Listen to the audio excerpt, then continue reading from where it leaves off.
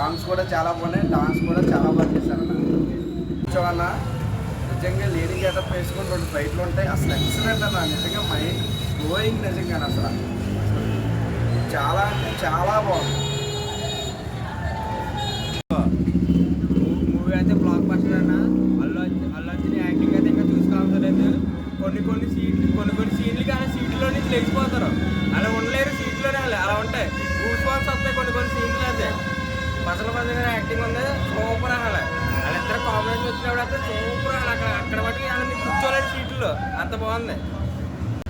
Cinema అయితే చాలా బాగుందన్న, సూపర్ ఉంది. అల్లు అర్జున్ యాక్టింగ్ అట్లా పాటలు ఏంటి, మ్యూజిక్ సుకుమార్ డైరెక్షన్ చాలా బాగుంది. మాత్రం సూపర్గా అన్న. ఫైట్లు మాత్రం ఒక రకంగా అసలు తగ్గేదే లేదు.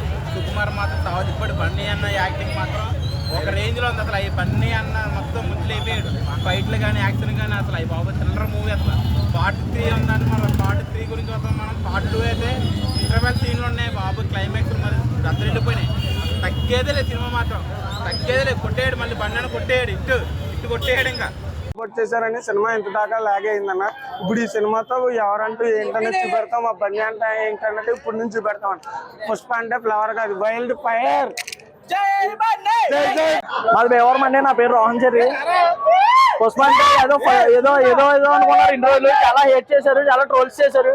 ఈ దెబ్బతో పుష్ప 2తో మేము ఏంటో చూపిస్తాం, మళ్ళీ ఫేమ్ లోకి వస్తాం. పుష్ప 1, 2, 3తో ఇంకా హిట్ అవుతాం మేము.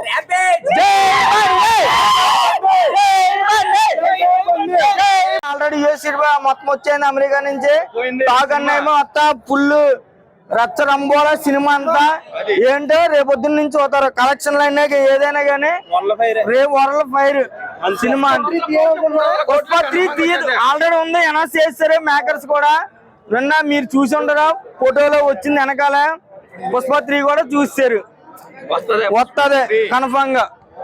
ఓకే.